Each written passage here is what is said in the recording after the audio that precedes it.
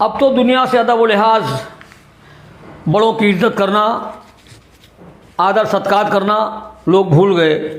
जैसा कि एक कविता में लिखा हुआ है, श्री रामचंद्र जी ने कभी कहा था अपने वक्त में, श्री रामचंद्र ने कहा था कि धर्म भी होगा, कर्म भी होगा, लेकिन शर्म नहीं होगी।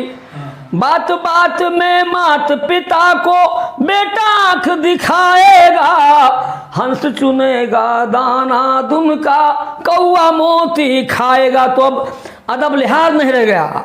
इल्मो अदब की हो गई बुनियाद अंत संत, इल्मो अदब की हो गई बुनियाद अंत संत, शागिर्द अंत संत है उस्ताद अंत संत। इल्मो अदब की हो गई बुनियाद अंत संत, शागिर्द अंत संत है उस्ताद अंत संत।